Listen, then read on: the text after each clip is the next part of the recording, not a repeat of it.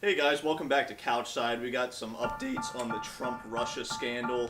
And let me start by talking about what's been hot in the news this week. The Donald Trump Jr. revelation that he met with a Russian lawyer.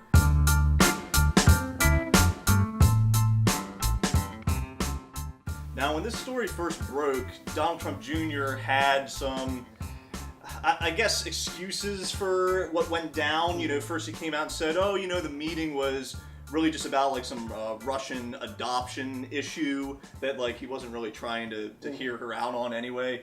And then he comes back later on and says, well, actually, what happened was I was promised damaging information on the Clinton campaign, and then I didn't get it, and blah, blah, blah, blah, blah, basically. So that's kind of what went down there.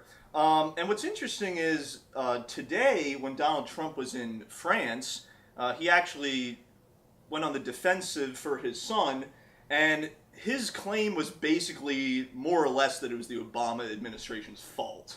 Let's blame Obama. And he went on to say that the Russian lawyer never would have been in the country if it wasn't for Loretta Lynch letting her in. So I'm like... Look, here's the thing, man. I have a hard time believing a guy that changes his story more time than I change my underwear. That's serious. First and foremost, since this whole investigation began, all you've heard is just Donald Trump just saying like, oh, it's so this person's fault. It's not really this. It's this.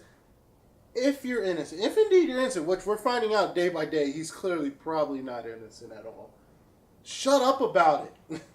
I mean, your son is on the hot seat right now. Dude, just stop talking about it. Eventually it's going to go away. That's how the media works. Usually if you keep talking about it, you keep bringing attention, they're going to keep making stories on it. They're going to keep finding stuff about it. If you're not talking about it, they're not going to find anything because they're going to stop trying to. Just shut up about it. Like, am I right or am I right? Well, you're right, and the thing is that with this meeting, Donald Trump Jr., Jared Kushner, and Paul Manafort were all part of the meeting. Those are some high-level people. Those are high-level people that have high security clearances right now. And the funny thing about this is we could be completely in the dark about what was actually said in that meeting, but in Donald Trump Jr.'s own admission, he went on and said, and we have the emails too. There's the emails and what he said on the record, and it basically, to me, it looks like there's intent there to, even if the Russian lawyer didn't give them any damaging information, there was intent to get that information from a foreign official, and that's why the investigation is now going to be accelerated. Yeah, you went there with intent to hear someone out, but here's the thing, and me, you, and Mario were talking about this to a degree. What was the cost of this information? Because here's the thing, Russia's not just going to give out information for free. No, we support Mr. Trump. No, there's more to it. What was the real cost? How far deep are you in the Russians' pockets that you even got to this point? You know what I mean? Well, and the way I look at it is, as far as we know, there was no damaging information given out in this meeting. But it doesn't matter because the intent's there, and it leads you to believe there's got to be something else that we haven't figured out yet. And that's the big part in all this, too, is that I think we have to be careful not to too quickly jump to conclusions one way or the other, but clearly there's a need for the investigation to be there, and I'm just excited to see it play out, because we're going to get more information. It's like every week you get something new. It's like an episode as the Trump turns. It's like something new every week, and it's like, it'll get quiet for a while, and they'll stop talking, and then all of a sudden it's like this happens. I'm like, what? Like, why is nothing happening? And I think it's funny how you have, like, Fox News trying to, like, brush it off like it's a non-story. Oh, yeah. And, it's like... But here's the funny thing about that, too, is that we know that Fox News is a conservative network. We know that Breitbart is another conservative news agency. And Breitbart actually at least had the balls to admit, like, oh, yeah, we're not reporting on it because everyone else is reporting on it, and it's not really part of our agenda. Fox isn't going to come out and say that. No, they're going to try to spin it. They're going to just act like, oh, no, we're not biased. This is just a non-story. The other networks are reporting on it. It's a joke, because it's like, if you watch CNN and MSNBC, it's like this intense, like, this is the end of the world. This is the end of the Trump. This has to be the end of Trump. This is the nail in the coffin. Fox News is like, guys, forget about it. This is just an average Thursday afternoon. Don't worry about it. And I guess you can get away with brushing it off as a non-story until the nail goes in the coffin, which is going to happen. You know that someone's going down for this. Someone's going down. I don't know when. I don't know where, but I have a feeling. I mean, I don't think it'll be Trump's son right away. Of course, there's always a whipping boy, some guy you've never heard of, finds out that he's like super deep into this, but no, somebody's getting axed on this one. While we're on the subject, though, we should also bring up the fact that we have a Democratic congressman from California that's actually pushing articles of impeachment for Trump now. And, you know, I saw him get interviewed on Fox News, and he was basically going like, oh, yeah, well, you know, it had to do with Trump obstructing justice with the whole Comey thing. Mm-hmm. That was his real solid reason. Then he says, you know, what's coming out now with Donald Trump Jr. just furthers that. Yeah. Obstruction of justice and Trump-Russia thing. So I think it's interesting that it's getting to this point now, because we heard that they were, you know, of course they're going to vocally call for the impeachment, but now the paperwork's getting done on it. Yeah. I mean, but here's the thing. Dude, it hasn't even been 8 months. Like, we're still like, what, it's only been like about, what, 7 months? Yeah. Haven't even lasted a whole year yet. It hasn't even lasted a year, and already impeachment is the word of the day. I mean, that just goes to show you that it's a very hostile situation there in the White House, and I mean, I don't think it's going to get any better. My question is, what do you do at this point if you're a Trump supporter? Like, how are you defending this? How are you approaching this whole situation? Oh, you go to Fox How News can you about feel this. good It's no about big your deal. vote? I mean, like, what do you do with your daily life? If Well, like, I was watching, and apparently, like, Donald Trump Jr. even said, he was like, oh, you know, everybody gets information, this, that, and the other, but not everybody gets information from a communist government who doesn't have America's best interests at heart. So that's the problem there. But I feel like a lot of people are going to come out and say, oh, this is no big deal, crooked Hillary, blah, blah, blah. You know the rhetoric, libtard, whatever they say on the comments, whatever. Yeah, but I just keep thinking, like, if you took the exact same facts and what's happened and switched out Trump or Clinton, like, would conservatives, what would they be saying? Oh, you know, they would be probably... They'd be just as angry as liberals. there'd be no denying anything. No. There'd be no brushing it off. It'd just be like calling for her head. You know, like that's what it would be.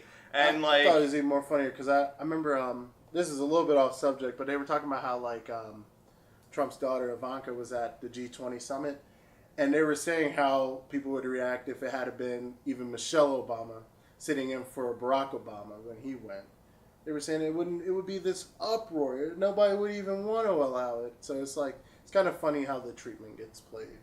Bit of a double standard, it seems, but Trump did come into this as a non-politician, so I think he gets a certain amount of leeway put towards him.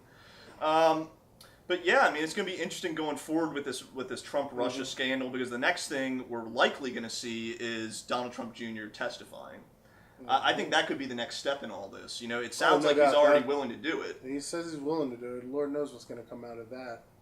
But I mean, it's just another brick in this whole toppling house that's going to just fall over eventually one day. It's this weak ass wall that's just going to fall over and crush them, I feel. I mean, you also have the healthcare. I mean, the new healthcare they're trying to draft is no better than the one they had before. I mean, it's like, it's just, how much stuff can you do before you just get rid of this guy? I don't know.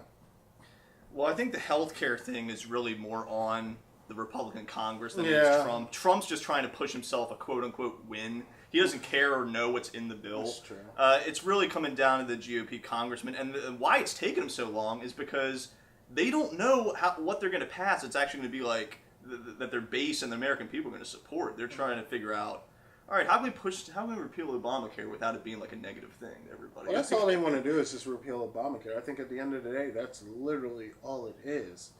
If it had been Bush care that was still in place, some type of whatever, I think they would still let it go. It's Obamacare. They just want it out. They don't want anything to do with it. But it's crazy because Obamacare is essentially Romney care. I mean, that's what's funny. What really is the difference? You know, exactly, and that's what's hilarious about it, because it's like literally the precursor to Obamacare was Romney care in Massachusetts, and I just find it so hilarious. I'm like, you're one of your biggest, politicians literally came out with the same exact thing, and yet you're damning it straight to hell, but you were praising him when he was in Massachusetts.